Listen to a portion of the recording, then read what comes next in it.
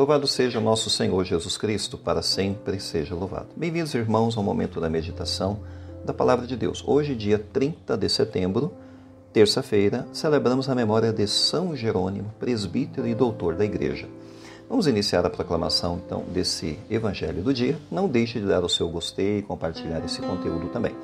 Proclamação do Evangelho de nosso Senhor Jesus Cristo, segundo Lucas. Glória a vós, Senhor.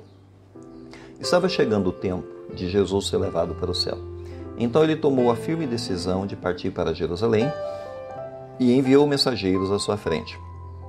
Estes puseram-se a caminho e entraram num povoado de samaritanos para preparar hospedagem para Jesus. Mas os samaritanos não o receberam, pois Jesus dava a impressão de que ia a Jerusalém. Vendo isso, os discípulos Tiago e João disseram: Senhor, queres que mandemos descer fogo do céu para destruí-los? Jesus, porém, voltou-se e repreendeu-os, e partiram para outro povoado. Palavra da salvação, glória a vós, Senhor. Bem, irmãos, vamos abrir a nossa reflexão hoje para esse dia, mencionando, claro, esse grande presbítero da igreja, doutor, que é São Jerônimo, nascido no ano de 347, um dos 4 grandes doutores da igreja latina, sem dúvida, um homem muito inteligente, brilhante. Ele tinha, de fato, um temperamento um pouco forte, sim, mas tudo a serviço de Deus, enfim, cada um tem sua personalidade, seu temperamento, enfim. Ele era um estudioso apaixonado, podemos perceber na vida de Jerônimo isso, estudou retórica, literatura, uma grande paixão que ele tinha pelo conhecimento levou, de fato, a uma busca pelas Sagradas Escrituras ao mesmo tempo. Ele tem uma frase famosa que diz o seguinte: ignorar as Escrituras é ignorar o próprio Cristo. Fecha aspas. Ou seja, ele quer dizer que para conhecer e amar a Cristo é necessário conhecer, ou pelo menos crescer no amor e ter conhecimento da sua palavra. Se eu conheço a sua palavra, o meu amor por ele pode crescer. Então, Jerônimo ele fez a opção pela vida monástica durante a sua trajetória de vida, e ao mesmo tempo é ele que é o autor da Vulgata, que nós vamos explicar o que é exatamente. Bem, a vida monástica dele se deu em Belém, onde ele viveu como monge e... No entanto, o Papa Dámaso, que era o Papa da época, o encarregou de uma tarefa grandiosa, que de fato o que o Papa queria era que ele traduzisse a Bíblia, que estava nos originais grego e hebraico, para o latim, que agora era a língua mais falada no mundo, até então conhecida. E aí vai entrar toda uma obra de tradução de Jerônimo, chamada que nós conhecemos como Vulgata. Tornou-se, portanto, a Bíblia oficial do Ocidente por séculos, até a gente sabe. Até haver a tradução para o vernáculo, enfim, para os países do mundo afora, foi a Vulgata que comandou o mundo, quer dizer, a escritura em latim, porque era o latim que era a língua, né, oficial falada no mundo daquela época. Bem, Jerônimo deixa um grande legado, não há dúvida. Ele era conhecido pelo caráter, sim, irascível, ele era muito forte de temperamento, conhecido pelas suas polêmicas, etc., mas tinha uma devoção e um amor profundo a Cristo, sem dúvida. A sua vida ensina que a personalidade de cada um é única, cada um tem o seu jeito. E com as suas imperfeições também, limitações, como todo mundo tem, para grandes obras, e quando nos entregamos a Deus, Deus pode fazer milagres através da nossa vida, como fez da vida dele. Indo para o Evangelho, o que a gente percebe? Jesus está a caminho de Jerusalém. E Jesus ele toma a firme decisão de caminhar, de ir rumo àquilo que ele sabe que vai acontecer com ele em Jerusalém. Versículo 51, abre aspas. Estava chegando o tempo de Jesus ser levado para o céu. Então ele tomou a decisão firme de partir para Jerusalém. Fecha aspas.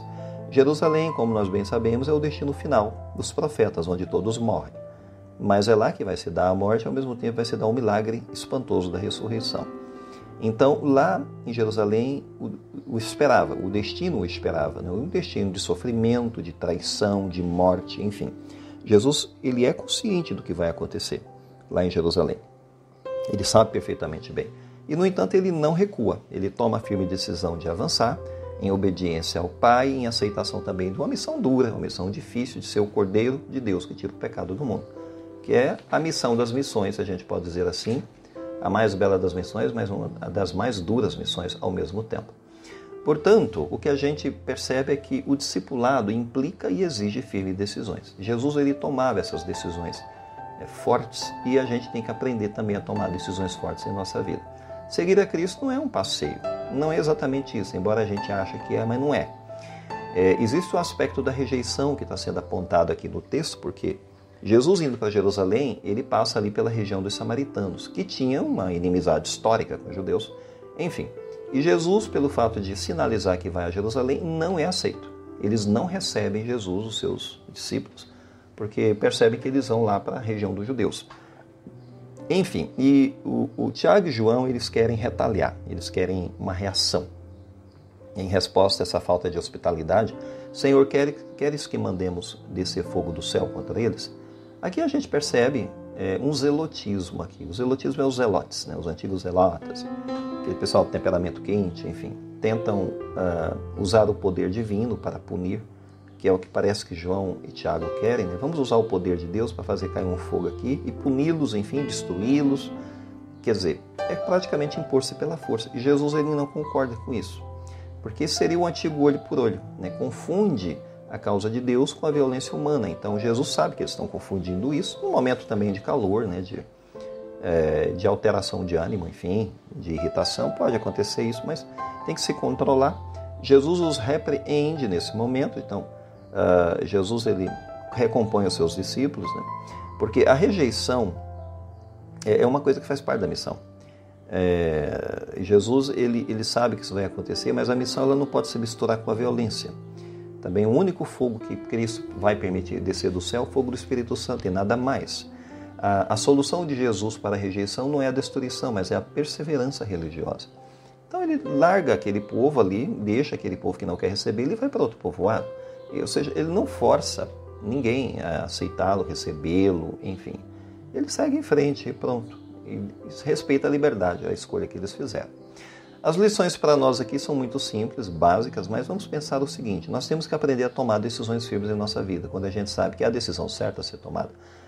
Se ele vai para Jerusalém com firme decisão e assume as consequências do que vai acontecer, porque Jesus ele é forte nas decisões. A gente tem que aprender a tomar decisões assim também e aceitar as dificuldades se elas estiverem no caminho e não recuar por covardia, por medo, nada disso. Então, Jesus ele rejeita a violência. Também temos que aprender a fazer isso na nossa vida.